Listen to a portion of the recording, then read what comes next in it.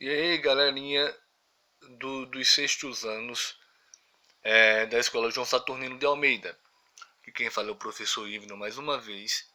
E nós vamos hoje dar continuidade na aula anterior, falar sobre Roma Antiga. Falamos anteriormente sobre a monarquia romana. A monarquia, como surgiu, é, é, é, Roma, a questão da lenda romana, a questão científica de que realmente, de fato, como surgiu essa sociedade tão importante. Mas hoje nós vamos falar sobre a República Romana. Tá ok? Vamos lá. República Romana teve início em 509 a.C. Houve uma revolta dos patrícios que tirou do trono ou do poder a monarquia etrusca. Etruscos, como foi falado na aula anterior, eram um povo que dominou Roma e acabou dominando Roma e tendo o poder sobre Roma naquele período, ok?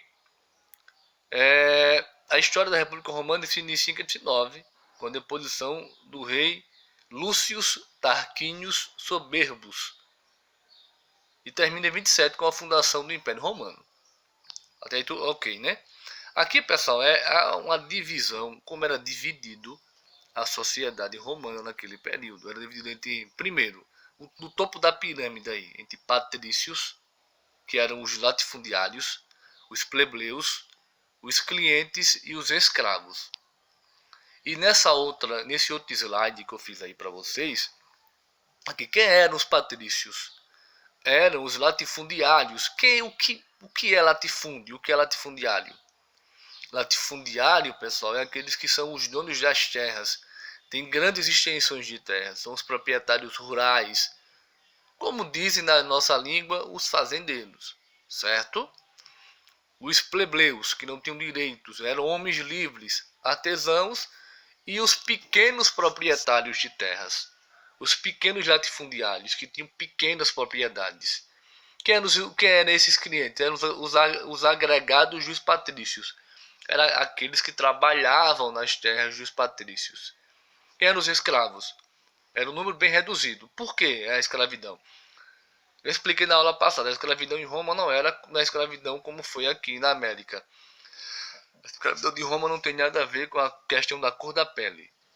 Não tem nada a ver. A escravidão de Roma era por dívida, eu devia a alguém, me tornava escravo desse patrício. Ou na questão da guerra, disputa de guerra. Eu perdia uma batalha e acabava sendo escravo dos romanos, no caso, de quem ganhou a guerra, de quem ganhou a batalha, certo? A estrutura política romana, tá aí, melhor aqui, ó. O consulado, que quem votava, a estrutura política romana, o consulado, aquele que nomeia o senado, o legislativo, e convoca a ditadura. Os pretores, os censores, aí os prefeitos são os edes e os questores, e assembleias centuriais, daqui embaixo. Participação dos generais romanos na vida política de Roma. Tentativa frustrada de Roma de reforma agrária. Sabe o que é reforma agrária, né, pessoal? Havia grandes extensões de terras em Roma.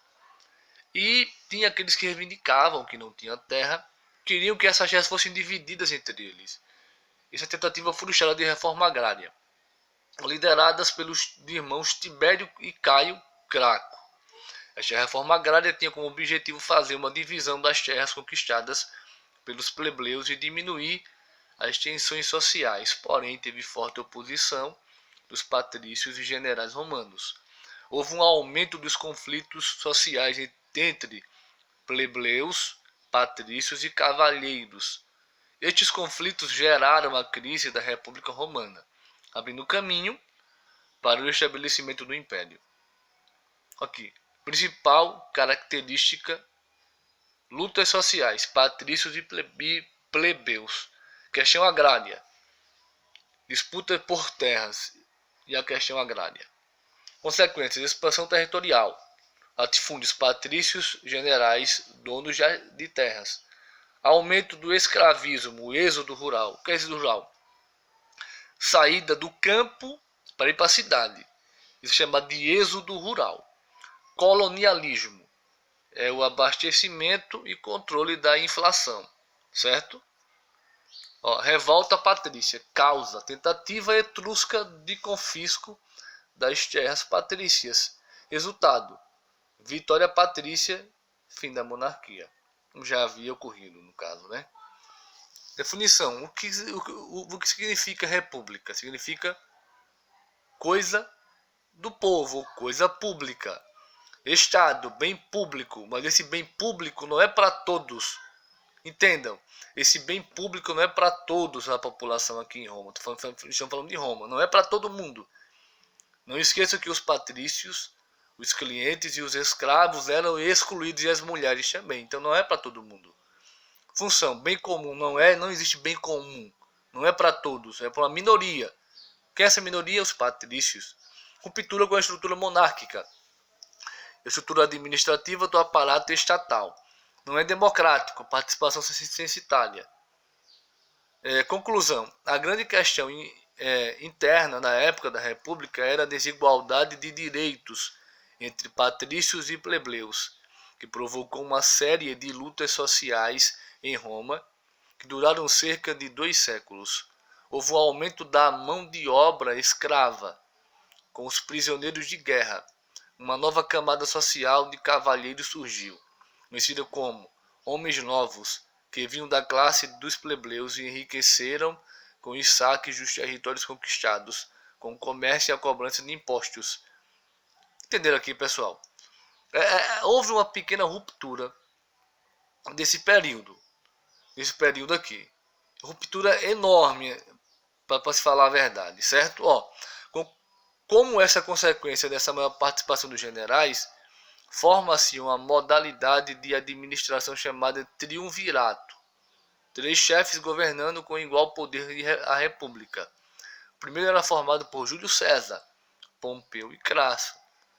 Crasso morre numa equivocada tentativa de anexar o Império Parta, atual Irã, e Júlio César promove uma guerra contra Pompeu. Vencendo o conflito, Júlio César se torna o ditador de fato. César é assassinado e logo em seguida é formado um segundo triunvirato, com Marco Antônio, Otávio e Lépido. Nessa última versão, o triunvirato se esfacelou mediante a ascensão militar de Otávio, primeiro imperador de Roma. Certo, pessoal?